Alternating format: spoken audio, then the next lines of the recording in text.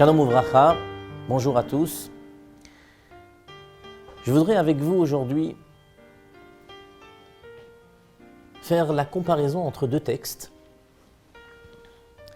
qui, de par leur ressemblance et leur différence, nous donneront un enseignement extraordinaire au niveau de l'éducation.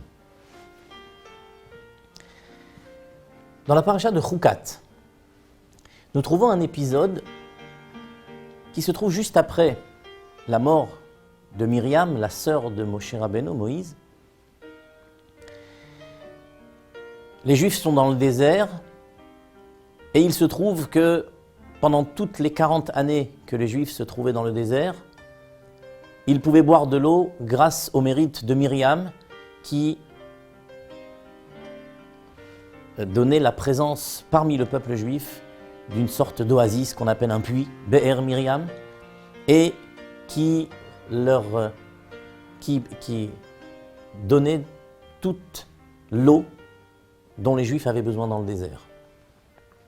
40 ans sont passés depuis la sortie d'Égypte, et voilà que Myriam meurt, quitte ce monde, et par la force des choses, puisque c'était grâce à elle que ce puits se trouvait là, le puits disparaît avec elle, et donc les Juifs n'ont pas d'eau pour boire. Et voilà que Moshe Rabbeinu, Moïse, demande à Dieu « Que faut-il faire ?» Et Dieu dit à Moïse de la manière suivante « Kach et hamate » prends le bâton. Nous expliquerons par la suite de quel bâton il s'agit. « Kach et hamate » prends le bâton. « Vehakhel et haeda » rassemble toute l'assemblée. Toi et Aaron ton frère. « Vedibartem el asela » et vous parlerez au rocher. Et Venatan memav et il donnera son eau. Et tu feras boire le peuple et ainsi que son troupeau. Moïse s'exécute, il prend le bâton, arrive devant le fameux rocher auquel Dieu lui avait dit de parler. Et voilà que, nous dit le texte biblique, au lieu de parler au rocher, il le frappe 2 fois. Et le rocher donne de l'eau, fait sortir de l'eau effectivement. Mais il ne vous a pas échappé que Moïse n'a pas fait ce que Dieu lui a demandé de faire, à savoir de parler avec le rocher, mais il a frappé le rocher. Et Dieu se mettra en colère contre lui et lui dira, à cause de cette action, vous ne pourrez pas faire rentrer le peuple juif en terre sainte, dans la terre d'Israël. Et c'est pour cette raison que Moïse est mort aux abords de la terre sainte, a quitté ce monde sur le Har Nevo, qui est juste à la frontière de l'autre côté du Jourdain, de la terre d'Israël. Alors plusieurs questions se posent sur cet épisode. Premièrement, comment on peut envisager que Moïse ait pu à ce point, alors qu'on le savait si soucieux d'obéir dans les moindres détails à la parole divine, voilà qu'ici, un ordre, au demeurant si simple, qui consistait à parler à un rocher, il est désobéi à cet ordre et qu'il n'en venait a priori fait qu'à sa tête de frapper sur le rocher. Et puis, une autre question qui est plus technique cette fois-ci. Pour quelle raison est-ce que Dieu a demandé à Moïse, avant qu'il ne parle au rocher, pourquoi lui a-t-il demandé de prendre son bâton ?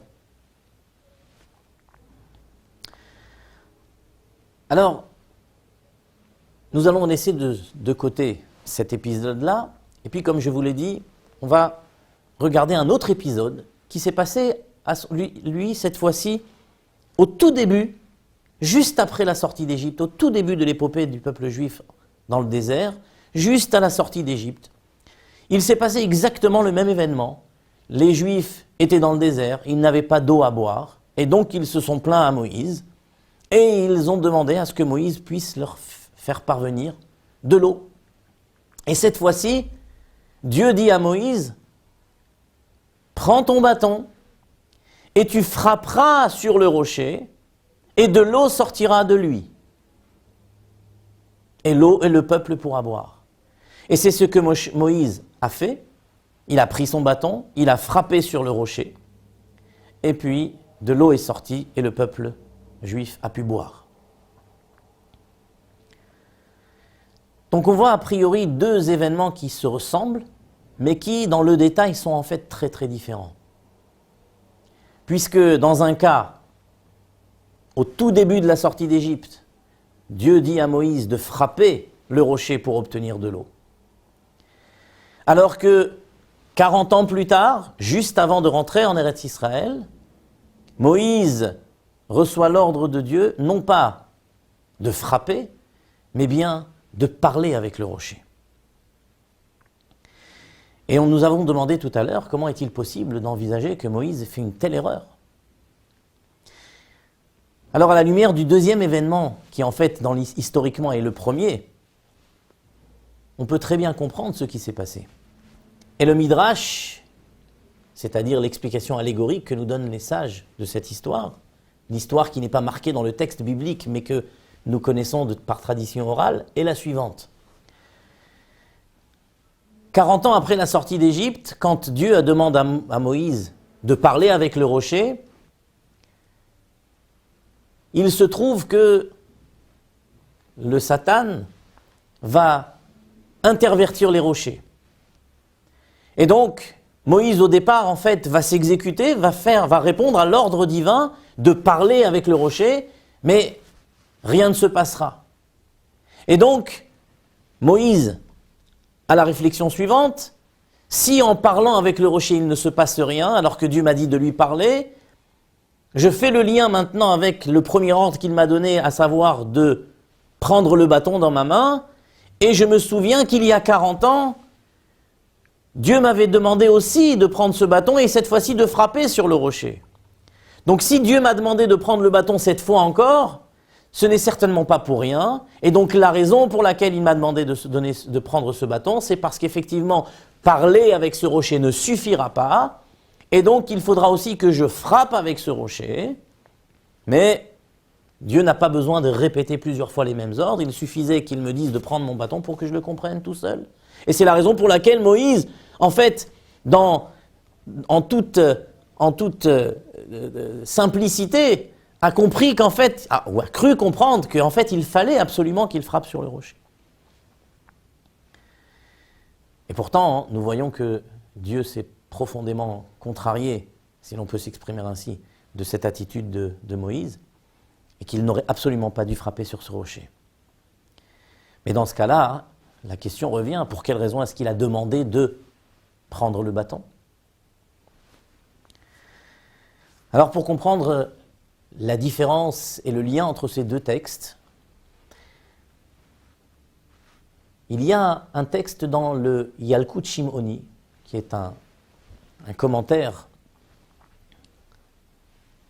basé sur le sens profond des textes, qui nous dit que, en fait, toutes ces deux histoires sont des images. Le rocher, au moment de la sortie d'Égypte, est à comparer à un petit enfant qui vient de sortir d'Égypte, qui vient de naître, un petit enfant qui est encore tout jeune. Dieu, à ce moment-là, dit, pour obtenir l'eau de ce rocher, il faut frapper. Comme pour dire, pour obtenir ce que l'on veut d'un enfant quand il est petit, il faut, non pas, chas v'shalom, à Dieu ne plaise, frapper.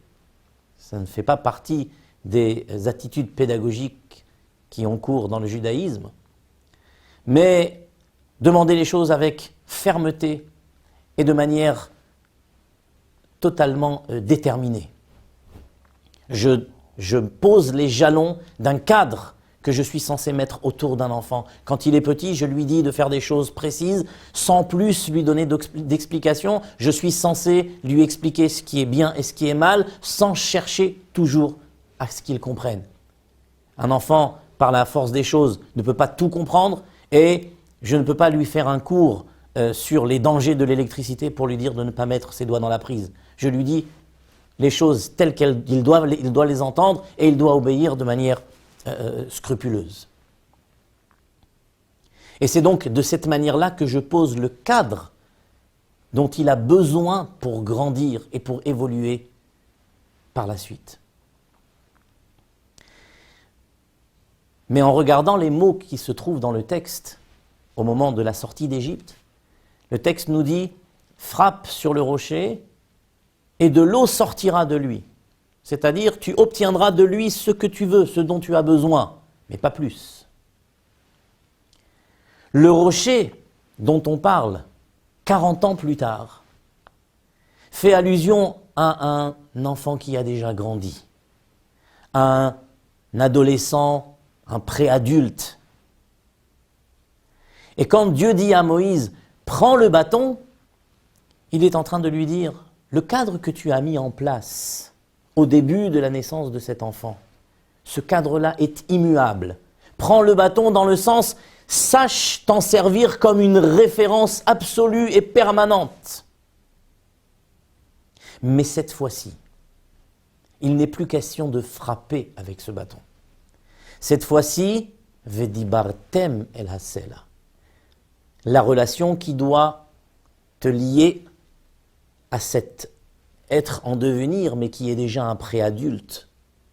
La relation qui doit te lier est une relation d'échange, d'inspiration, d'explication, de discussion, et non plus d'imposition. Vedibartem el hasela, ça veut dire maintenant tu dois être dans l'explication, dans le pourquoi des choses. Et de cette manière, quand Dieu a dit de parler au rocher, il précise par la suite « Venatan memav ». Il n'a pas dit « Veyatz'u mimenu maim », de l'eau sortira de lui, comme j'ai obtenu ce que j'ai voulu obtenir de lui, mais c'est quelque chose qui est sorti de lui, qui n'a rien à voir avec lui, qu'il fait parce qu'on lui a imposé de le faire. Dieu dit à cette fois-là, « Venatan memav », il donnera son eau. Comme pour dire, si tu arrives à te mettre dans une relation, à t'investir dans une relation avec cet adulte, dans une relation d'échange, d'inspiration, alors ce n'est plus « Veyatz'u mimenu maim », ce n'est plus « il sortira quelque chose de lui », en d'autres termes. Tu ne vas pas obtenir tout simplement ce que toi tu voudrais obtenir, mais c'est « Venatan memav ». Il donnera cette fois-ci, il s'investira lui aussi, il s'impliquera dans ce que tu lui auras demandé, et il donnera quoi ? Memav, son eau, c'est-à-dire il sortira de lui ses propres capacités, ce que lui est capable de donner. Il sera capable cette fois-ci d'investir ses propres forces dans ce que tu lui demanderas de faire. Et donc, il sera impliqué complètement dans cette chose-là. Et c'est la raison pour laquelle, quand on regarde bien la punition qui a été infligée à Moïse, ce n'est pas de ne pas rentrer en Eretz Israël. Mais la punition qui a été donnée à Moïse, c'est de ne pas faire rentrer le peuple juif en Égypte. Et les mots de Dieu sont très précis. Lachen lotaviu et hakal hazel haaretz. De cette lachen, cela veut dire pour cela, vous ne ferez pas rentrer ce peuple-là dans la terre. On sait très bien que les maîtres de la chassidoute nous enseignent que eretz, le mot terre en hébreu eretz, est de la même racine que le mot ratzon, la volonté. Ce que Dieu a dit ici, c'est « sache qu'en frappant sur le rocher, en n'ayant pas avec lui une relation d'échange, mais en ayant avec lui une relation d'imposition, presque de violence, alors la reine de cette manière-là, l'otaviu et hakal hazel haaretz, vous ne parviendrez pas à apporter, à faire en sorte que ces jeunes adultes-là s'investissent dans ce que vous voulez d'eux, dans ce que vous attendez d'eux, au niveau de leur propre volonté. Ils ne feront que répondre à ce que vous attendez d'eux, mais ils ne seront jamais investis dans leur propre volonté dans cette chose-là. Bonsoir à tous.